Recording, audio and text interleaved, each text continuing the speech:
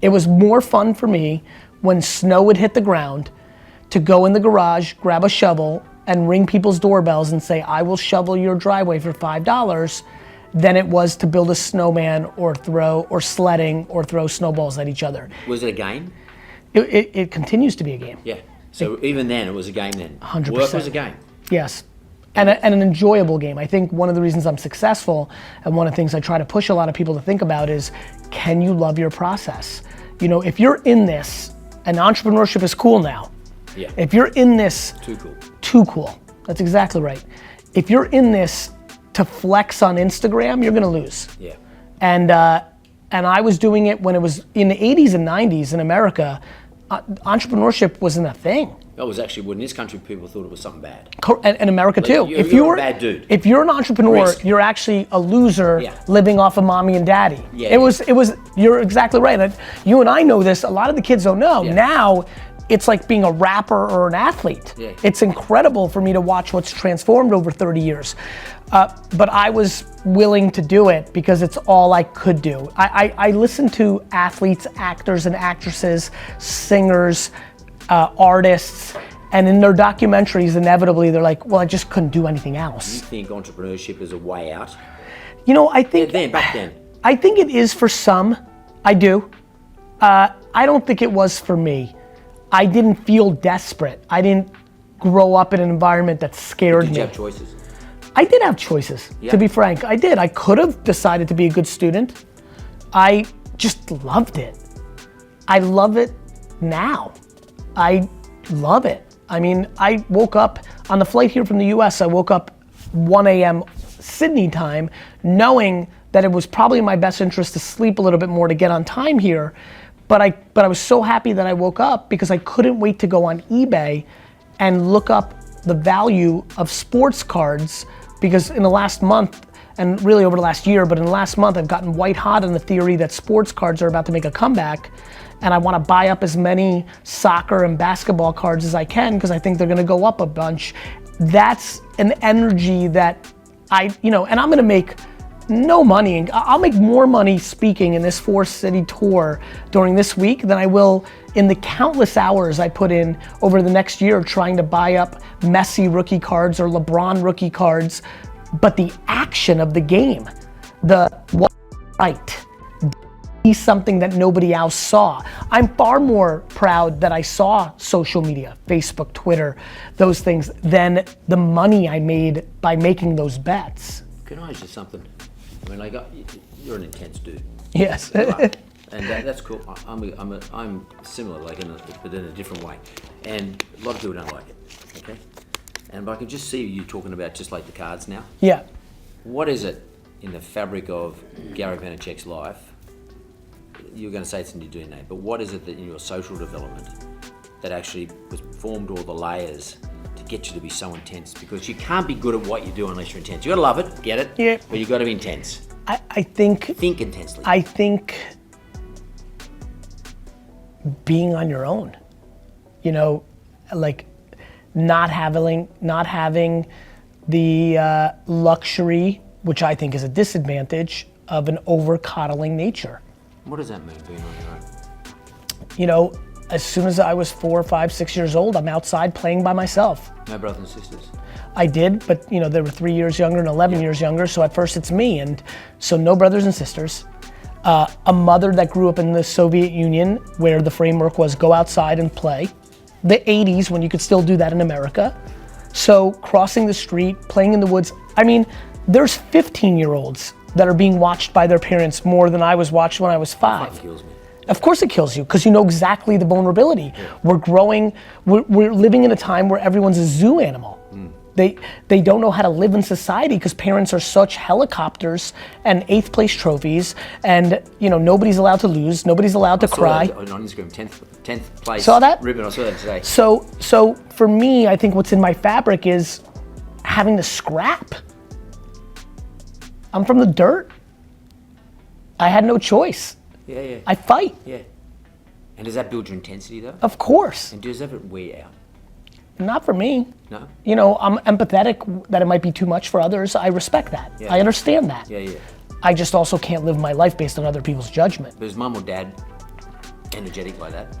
You know, in different ways, yes, but neither like come across in the way that I do. I think I'm a pretty interesting blend of the two.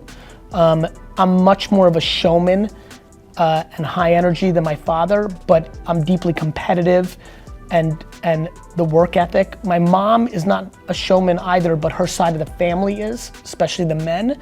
So, you know, no, you know, I'm different than both my parents, but obviously, because it's so easy for me to read, I understand the pieces of the puzzle that I got from both of them to how this happened. Are they proud of you? Oh, immensely. And How important is that to you? Oh, unbelievably. I'm a uncomfortable advocate of my parents. I'm a deeply grateful child. I mean, I'm writing a book in my own head that I eventually put out called Perfectly Parented. You know, most people hate their parents or dwell on their parents, which is probably not true, but spend a lot of time judging what their parents did wrong instead of thinking about what their parents did right. I'm sure my parents did tons of things wrong. I'm just incapable of focusing on that. I'm just so grateful for the things they did right. I very early on decided that I was gonna buy my favorite football team, the New York Jets, and I've stuck to it for 35 years at this point. So yeah, I would say I dreamt about that. I dreamt about making a mark in the wine business and building one of the large retail companies in America. I did that. I thought about disrupting the ad world in a way that they couldn't see coming. I'm putting the final pieces on that right now. So I dream currently of leaving an incredible legacy and having thousands of people show up to my funeral because of the value I provided with no ask in return. So yeah, I dream, but I'm too grounded in practicality to be a talker. You know, I would be embarrassed to talk and not execute. I almost put things out to put the pressure on making sure I execute so that nobody could ever play a clip, because I record everything. You talked a big game, but you couldn't do it. Now, I'm fine, unbelievably fine with not achieving my goals. I'm not fine with not trying to. You gotta have a crack. A good hard Gotta crack. have, like, a real fucking crack. Yeah, totally. You know what I mean? Yeah, yeah. Like, one of the best cracks. Yeah, yeah. Like that I can feel. Yeah. I love losing, believe it or not, because that means I deserved it. Yeah. But I love the way you delivered that sentence. It excited me. A real crack, an all-time crack. Yeah. Last breath, fuck it. I did everything. Went as hard as I could. There's nothing left. There's nothing left. I wish there was a couple more years because I'd still be cracking at 100. But if this is it, I don't want to regret. I don't want to regret. And you have to be careful because a lot of times one part of your life you may leave no regret. You know, I spend a lot of time trying to be thoughtful of not being a man of the world at the expense of my own children. You see that a lot. I read a lot of obituaries. I watch a lot of famous or people of notoriety pass and the world mourns, but their kids have very subtle, interesting, yeah, dad was awesome to the world. We wish we had a little, you know, I read it. Yeah. I read it because I inherently understand it and I want to hedge against it because I want to find the right balance. I'm aware of it. But yes, that's how I see it. At the end of the day, things have to become practical. Yeah. You know, and during the break I was saying, you know, you don't pay your bills with followers, and I believe that. I'm also a very interesting messenger when it comes to this because unlike many of my contemporaries that kind of look like me, one of the core reasons everybody loves me is I don't actually extract value out of my audience. Now, a couple things. There is nothing wrong with extracting value out of your audience. This is the free world. Nobody has to buy your program or your offsite or your master, you know? So what's interesting about what I do is I build businesses that don't have to do with my audience, right? So VaynerMedia works with Fortune 5,000 companies. Yeah. You know, so my audience is not the CEO of GE. So can you connect the two then? Can you connect the audience? I think the way you know, it's really interesting how I connect the audience. Let me give you an example. It is very clear to me that we have 1 to 2 clients at VaynerMedia right now that are client.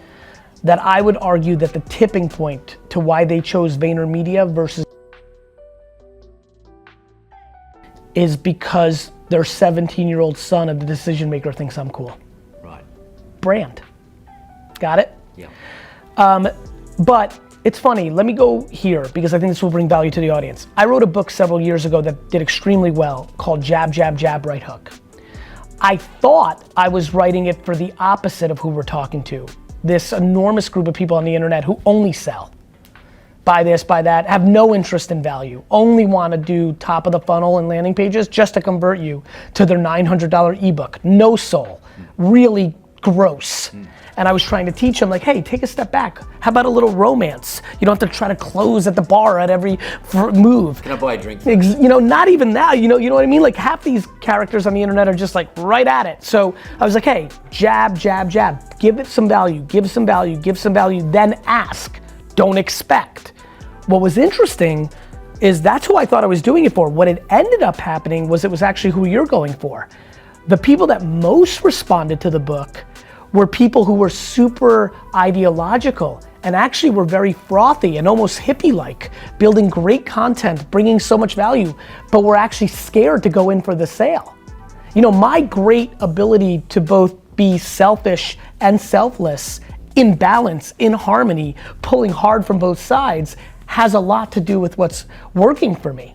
So, you know, listen, at the end of the day, vanity metrics, whether that's followers on Instagram, whether that's the jewelry or car you drive, no matter what it is, at the end of the day, underneath all of that, there needs to be something tangible and real. And if you're not asking for business, and more importantly, if you're not selling something you believe in, you're finished. The single reason I think I'm a great salesman, as somebody who hates to ask for a sale, is because I deeply believe in what I'm selling. Whether it's the wine I produce, whether it's a sneaker collaboration I have with K-Swiss, whether it's Vayner, I sit in this, do you know what it feels like to sit in this room and know, know that VaynerMedia is the best marketing firm in the world? It's empowering. You sell with conviction. And I just watch way too many people either be deeply insecure about what they're selling because deep down they know they have no idea what the fuck they're selling. I said they don't know what they're selling. That's right. Yeah. Or they're just broken. They just so care about money. They know exactly what they're selling. They just know they're selling bullshit. And they're fucking preying on people's fears. And I want to kill those fuckers.